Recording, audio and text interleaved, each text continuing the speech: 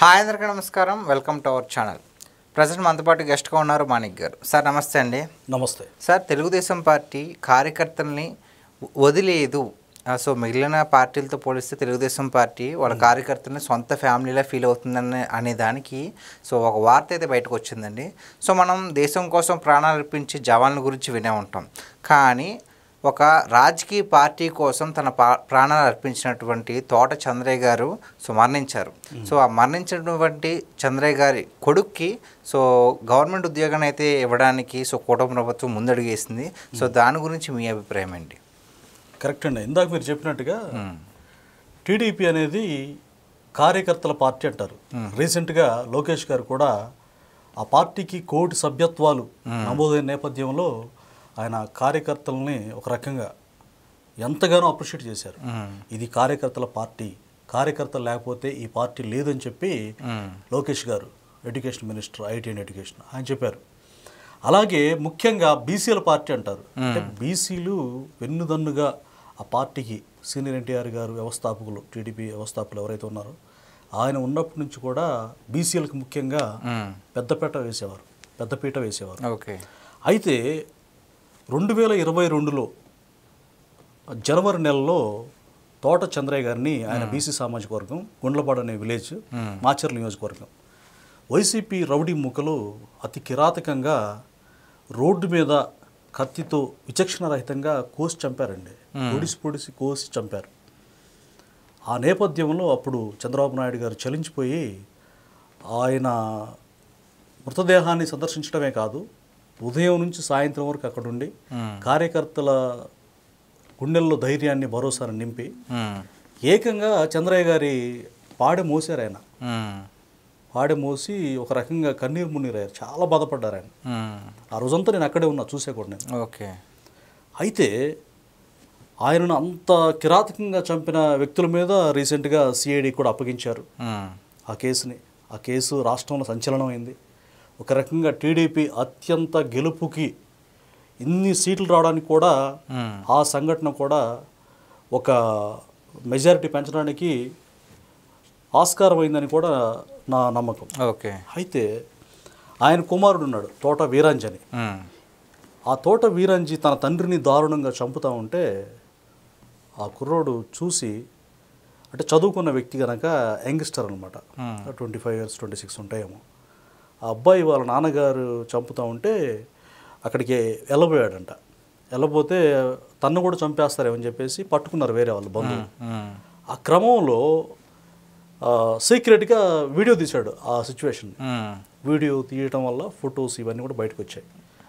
ఆ బాబుకి ఇప్పుడు ఆ తోట చంద్రయ్య గారి కుమారుడు తోట వీరాంజికి ఇప్పుడు ఏపీ క్యాబినెట్ బ్రేకింగ్ న్యూస్ అని చెప్పుకోవచ్చు.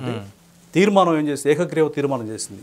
తోట వీరాంజికి, చంద్రయ్య కుమారుడికి ప్రభుత్వ ఉద్యోగం ఇవ్వాలి అని ఏపీ క్యాబినెట్ తీర్మానించింది. యాజ్ ఎర్లీ యాజ్ పాసిబుల్, త్వరలోనే అసలు ఆ ఉద్యోగం ఏంటి, గ్రూప్ 1 ఉద్యోగమా, గ్రూప్ 2 ఉద్యోగమా, ఏ ఉద్యోగం అనేది పూర్తి డీటెయిల్స్ తోటి, పక్కా క్రిస్టల్ క్లియర్గా డీటెయిల్స్ తోటి మనకి అఫీషియల్గా ఏపీ గవర్నమెంట్ అనౌన్స్ చేస్తుంది. అయితే ఇప్పుడే ఆ నిర్ణయం తీసుకున్నారు కనుక అది సర్వత్రా హర్షించదగ్గ విషయం. ఎందుకంటే ఆ కుటుంబం ఫైనాన్షియల్ కూడా కేవలం 1 ఎకరం రైతు. ఆయన ఆ 1 ఎకరం రైతే ఎన్టీఆర్ గారి విగ్రహాన్ని పెట్టుకొని పార్టీకి అండదండలు అందిస్తూ ఏ కార్యక్రమం జరిగిన నియోజకవర్గంలో ఉంటూ ఎవరికి టీడీపీ తరఫున ఎవరు నిలబడ్డా సరే, చిరుమామిళ్ళ మధుబాబు గారికి అప్పుడు ఎమ్మెల్యే టికెట్ ఇచ్చారు. ఆయన వైపున, అంటే పార్టీ వైపున ఏ నాయకుడు నిలబెట్టినా ఆ నాయకుడికి అండగా ఉన్నారు. అలాగే తర్వాత చలమారెడ్డి అనే అతనికి ఇచ్చారు. ఆ చలమారెడ్డి వెంట ఆయన తిరిగాడు. తర్వాత జోలకంటి బ్రహ్మారెడ్డి గారికి ఇచ్చారు. ఆయన ఇప్పుడు ప్రజెంట్ ఎమ్మెల్యే గెలిచారు కూటమి తరఫున. ఆయనకి బాగా ఇంకా దగ్గరైపోయి ఆయనతో మంచి సత్సంబంధాలు కలిగి ఉన్నారు. బ్రహ్మారెడ్డి గారు చెప్పారు, నన్ను బావ అని పిలుస్తారని. అంటే మావ బావ అంటారు. ఇప్పుడు ఆ బాబు కూడా ఇప్పుడు ఏదైతే గవర్నమెంట్ జాబ్ అనౌన్స్ చేశారో తోట చంద్రయ్య కుమారుడు వీరాంజి కూడా మామ అని పిలిచేవారంట. సో పార్టీ అంటే అంత ఇష్టం. ఆ విషయాన్ని గ్రహించినటువంటి చంద్రబాబు నాయుడు గారు అసలు ఇలాంటి కార్యకర్తలు నేను పోగొట్టుకోకూడదు అని చెప్పి అప్పుడే ఫైనాన్షియల్ సపోర్ట్ ఇచ్చారు. అంతటితో ఆగకుండా ఇప్పుడు ఈ అబ్బాయి కూడా జాబ్ ఇచ్చారు వీరాంజికి. మరి అంత కిరాతకంగా చంపేశారు కదండి, వాళ్ళకి ఏమైనా శిక్ష వేస్తారా? అంటే వాళ్ళని రిమాండ్ చేశారు, అప్పుడు కొంతకాలం జైల్లో ఉన్నారు. ఎవరైతే నిందితులు వెల్దుర్తి ఎంపీపీ అనమాట అతను. అతని పేరు వచ్చేసి చింతా శివరామయ్య, ఆయన కుమారుడు చింతా ఆదినారాయణ. చింతా శివరామయ్య అక్కడ ఎంపీపీగా ఉన్నారు, మండల పరిషత్ ప్రెసిడెంట్ అతను. అంటే ఒక ప్రజాప్రతినిధిగా ఉండి ఈ కిరాతకానికి ఒడిగట్టాడు, అతి కిరాతకంగా చంపాడు. అతనితో పాటు ఆదినారాయణ ఉన్నాడు. వీళ్ళిద్దరూ ప్రధానంగా పాల్గొన్నారు అందులో. తర్వాత ఇంకొక అతను, వాళ్ళ కొడుకు ఇంకొక అతను ఉన్నాడు సీన్ అని, అతను కూడా అనమాట. సో అంత కిరాతకంగా చనిపోతే ఆయనకి ఆ కుటుంబానికి భరోసాగా ఉండడంతో పాటుగా ఈ వీరాంజిని చాలా వేదికల్లో కూడా టీడీపీ ఎలక్షన్ టైంలో కూడా ఆయన మరణం చాలా ఇన్ఫ్లుయెన్స్ చేసిందని చెప్పొచ్చు. అంటే అనేక మంది టీడీపీ కుటుంబం కన్నీరు కార్చి విలపించింది. చంద్రయ్య గారు అంటే అసలు ఆ పేరు తెలియని వ్యక్తులు రాష్ట్రంలో ఉండరేమో బహుశా. ఓకే. సో ఆ అబ్బాయికి ఇప్పుడు గవర్నమెంట్ జాబ్ ఇవ్వడం అనేది సర్వత్రా హర్షించదగ్గ విషయం. ఖచ్చితంగా ఆ కుటుంబాన్ని అన్ని విధాలుగా ఆదుకుందని చెప్పొచ్చు. చంద్రబాబు నాయుడు గారి నిర్ణయానికి నిజంగా హ్యాట్సప్ చెప్పొచ్చు. సీఎం గారు అంటే కార్యకర్తల పట్ల ఆయన కన్సర్న్, ఆయనకున్నటువంటి ఆప్యాయత. సో క్యాబినెట్ మొత్తం కూడా ఈ ప్రస్తావన తీసుకొచ్చినప్పుడు ఖచ్చితంగా చంద్రయ్య గారి కుటుంబానికి మనం జాబ్ ఇద్దామని చెప్పేసి నిర్ణయించుకొని ఇప్పుడు ఆ తోట వీరాంజికి, చంద్రయ్య గారి కుమారుడికి జాబ్ అనౌన్స్ చేశారు. ఇప్పుడు సర్వత్ర రాష్ట్రంలో ఇది చర్చనీయాంశమైంది.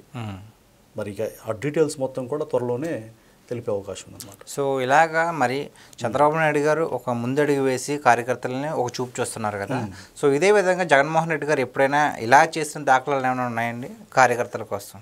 కార్యకర్తలని యూజ్ అండ్ త్రో చేస్తాడు జగన్మోహన్ రెడ్డి. జగన్మోహన్ రెడ్డి కార్యకర్తలు విచ్చలవిడిగా వాడుకుంటాడు. అందులో ఒక అతను నేను గుర్తు తీసుకొస్తాను మీకు. అతని పేరు కల్లం హరికృష్ణారెడ్డి అని చెప్పి, గుంటూరు, మేబీ పెదకాక అని అనుకుంటా, యూనివర్సిటీ, నాగార్జున యూనివర్సిటీ దగ్గరలో ఉంటుంది వాళ్ళ ఊరు. ఆ అబ్బాయి తోపుదుర్తి ప్రకాష్ రెడ్డి ఉసుకొలిపితే రాప్తాడు నియోజకవర్గం వెళ్ళి పరిటాల రవి గారి కుమారుడు పరిటాల శ్రీరామ్ మీద సవాల్ చేశాడు. మీరు అందరూ చూసే ఉంటారు మీడియాలో. ఆ వ్యక్తి తర్వాత కూటమి ప్రభుత్వం వచ్చాక ఆ కేసులు ఇవన్నీ ఎదుర్కోలేక అప్పుడు చాలా సవాల్ చేశాడు, రెచ్చిపోయాడు బాగా. కూటమి ప్రభుత్వం వచ్చిన తర్వాత అతని మీద ఎఫ్ఐఆర్ చేసి అతన్ని అరెస్ట్ చేసినప్పుడు అతను ఒక వీడియో రిలీజ్ చేశాడు. దయచేసి రాజకీయాల్లో వైసీపీ కార్యకర్తలకు ఎవ్వరు కూడా మీరు పార్టీ ఉంది కదా అని చెప్పేసి రెచ్చిపోవద్దు, రెచ్చిపోతే ఇదిగో నా పరిస్థితి ఎలా ఉంది, యూజ్ అండ్ త్రో చేస్తారు అని జగన్మోహన్ రెడ్డి గారి మీద ఇండైరెక్ట్గా వైసీపీ ప్రభుత్వం కార్యకర్తలను పట్టించుకోదు అని ఇండికేషన్ ఇచ్చాడు. ఇప్పటికీ ఆ వీడియో సోషల్ మీడియాలో, యూట్యూబ్లో, ఫేస్బుక్లో మనకి లభ్యమైంది. సో కార్యకర్తల్ని ఒక రకంగా ఫ్యాన్ పార్టీ వాళ్ళది ఫ్యాన్ ఏది వాళ్ళ సింబల్ ఏంటి? వైసీపీ సింబల్ ఫ్యాన్ కదా. సో ఫ్యాన్ ఏంటి, ఎందుకు మనం ఉపయోగిస్తాం? గాలి కోసం ఉపయోగిస్తాం. అంటే కార్యకర్తల్లో గాలికి వదిలేస్తారు అన్నటువంటి ఇండికేషను, ఆ స్టేట్మెంటు సర్వత్రా ఆ రోజు కూడా వైరల్ అయింది. ఆయన అనౌన్స్ చేస్తాడు డబ్బులు కూడా. విజయవాడ వరద బాధితులకు ₹1 కోటి అనౌన్స్ చేశారు. ఇప్పటికి ₹1 కూడా ఇవ్వలేదు. మొన్న పాపం ఆర్మీ జవాన్ మురళీ నాయక్ కూడా 25 lakhs అనౌన్స్ చేశాడు. మరి అవి ఇస్తారా లేదనేది చూడాలి. కార్యకర్తలని గుండెల్లో పెట్టుకునే పార్టీ ఏదైనా ఉందనంటే అది టీడీపీ పార్టీ అని క్లియర్ కట్గా మరోసారి చంద్రబాబు నాయుడు గారు, లోకేష్ గారు రుజువు చేశారు. ఓకే, థ్యాంక్స్ అండి.